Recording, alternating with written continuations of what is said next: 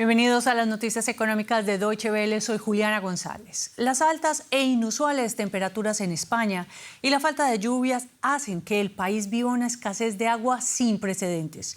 Los efectos del cambio climático se han hecho sentir en un invierno seco y una primavera calurosa.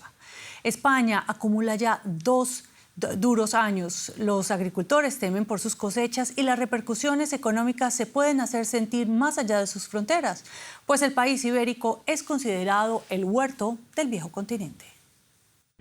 Deberían estar llenos, pero muchos embalses en España ya están vacíos en primavera.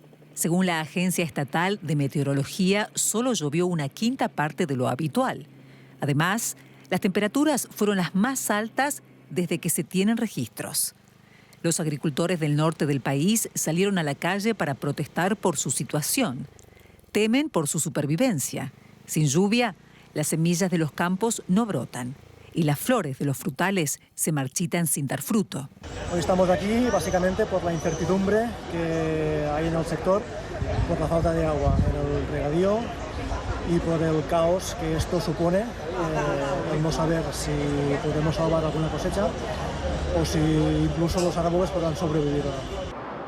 El Estado debe ayudar, pero el problema de la escasez de agua persiste. A principios de semana, la policía descubrió en Andalucía 250 pozos ilegales y detuvo a 26 personas. Según las autoridades, el agua se utilizaba para el cultivo de frutas tropicales como mangos. La extracción ilegal de agua y el derroche generalizado son problemas recurrentes en España. Una cuarta parte de las frutas y hortalizas de la Unión Europea se cultivan en el país en grandes extensiones agrarias. Pero la combinación de un consumo elevado y la falta de lluvia está agravando este año el problema de la escasez de agua.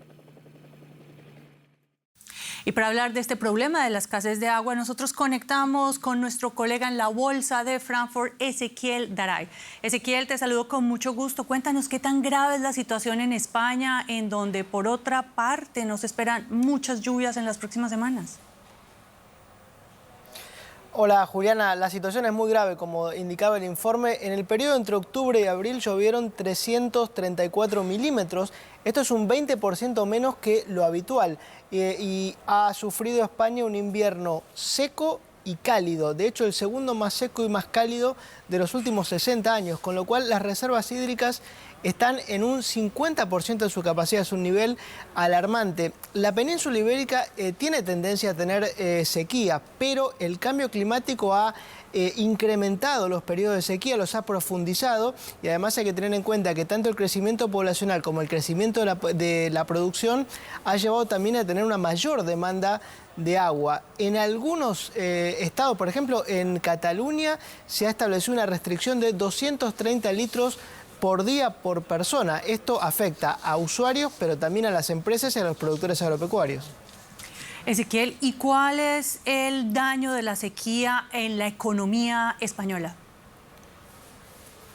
Bueno, ya te puedes imaginar, para los productores agropecuarios se estiman pérdidas de hasta 300 millones de euros en esta campaña. Hay que tener en cuenta que el sector agrícola representa más de un 42% del Producto Bruto español.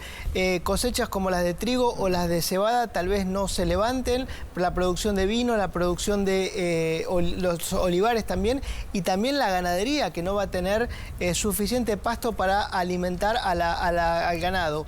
Hay un estudio que establece que si las reservas bajaran hasta un 40%, España podría perder hasta un 2,6% de su Producto Bruto. Estamos hablando de 60.000 millones de euros, y por esto mañana Sánchez ha convocado una reunión de emergencia y le está pidiendo también a la Unión Europea que le destrabe fondos de emergencia para atender esta situación.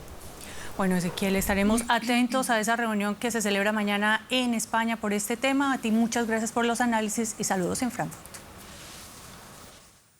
Y la Corte Europea anuló este miércoles la decisión de la Comisión Europea de aprobar un multimillonario plan del gobierno alemán para salvar a la aerolínea insignia Lufthansa durante la pandemia de COVID-19. El plan consistía en una recapitalización de la aerolínea por parte del Estado alemán por un monto de 6.000 millones de euros. El caso fue iniciado por una demanda presentada ante el Tribunal General de la Unión Europea por las aerolíneas de bajo coste Ryanair y Condor, que pidieron la anulación.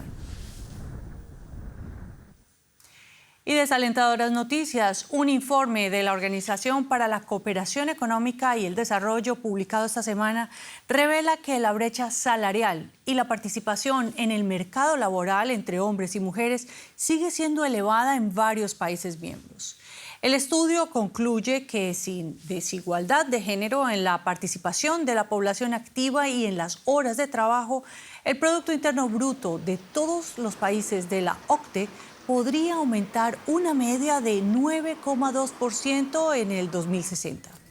La OCDE explica que, más allá de una tasa de empleo más débil y menos tiempo de trabajo remunerado, las mujeres sufren una fuerte segregación en el mercado laboral, una serie de techos de cristal que las hace más proclives a experimentar pobreza energética y después de la jubilación. Y la política de COVID-0 significó un confinamiento estricto en China, como bien lo sabemos. El gobierno cerró escuelas, fábricas y hasta ciudades enteras. En un régimen como el de Pekín, la protesta no resulta una opción. Para aquellos con mejores posibilidades económicas, la compra de inmuebles en países vecinos como Tailandia se ha convertido en una opción no solo para invertir, sino en un espacio de libertad. Veamos. Daniel Bian está emocionado.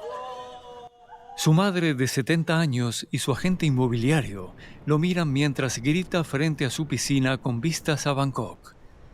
Para este residente de Shanghái, su nueva casa en Tailandia no es solo un lujo, es mucho más. Comprar una propiedad en Tailandia tiene muchos beneficios. Podremos venir de vacaciones y tendremos más libertad y comodidades. Será más fácil entrar y salir del país, viajar de un lado a otro. También valoramos la libertad de esta sociedad y su vida cultural. La libertad es muy importante. Y aunque el dinero no puede comprar la libertad en China, aquí sí, aunque no es barato. Antes de la pandemia, la mayoría de los compradores chinos invertían en viviendas de nivel medio o bajo, pero eso cambió mucho después de la pandemia. La mayoría de los chinos optan por comprar pisos de lujo para vivir. Esto se debe a que las necesidades de los compradores han cambiado. Para muchos, las viviendas de nivel medio o bajo solían ser una inversión para generar ingresos alquilándolas. Esto ha tenido un impacto inmediato en el mercado. El número de compradores ha aumentado, pero la oferta de viviendas de calidad en el mercado no es muy amplia. Próximamente podría haber un fuerte crecimiento del mercado inmobiliario de gama alta. De hecho, ya ha aumentado. Notamos el auge de la demanda de cierto tipo de proyectos.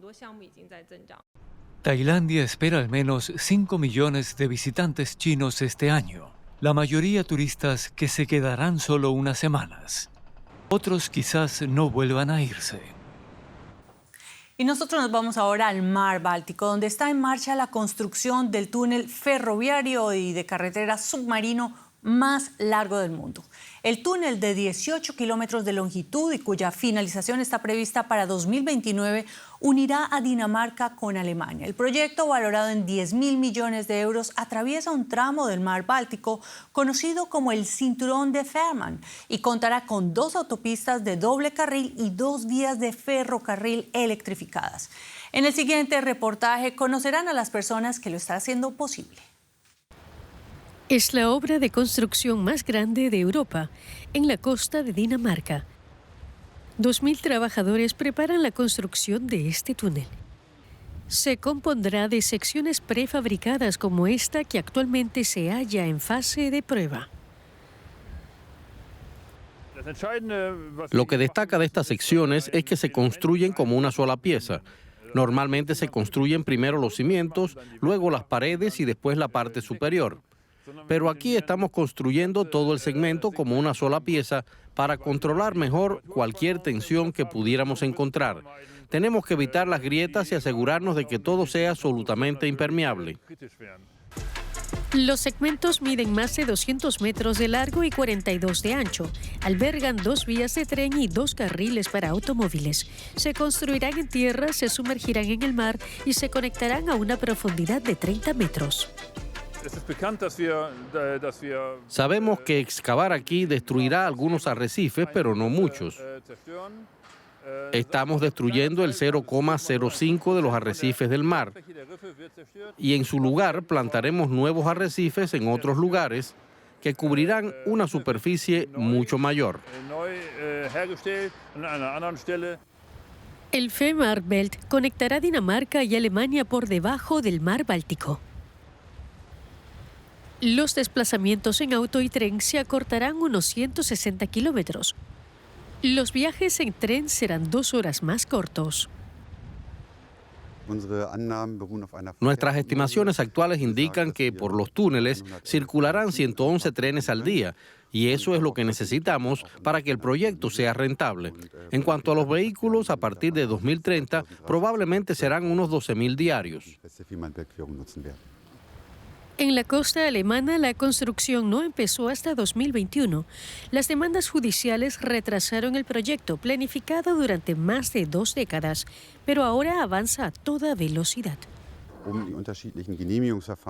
Superar los trámites administrativos en Dinamarca y Alemania es un proceso largo, también a nivel europeo. Hemos tenido que ser muy pacientes para llegar hasta aquí, para asegurarnos de que se cumplen todas las normas, reglamentos y requisitos de ambos países. En Dinamarca están trabajando en la entrada del túnel, por donde circulará tráfico en pocos años. Una obra imponente de ingeniería y hasta aquí la economía. A ustedes gracias por su compañía y nos vemos en la próxima emisión.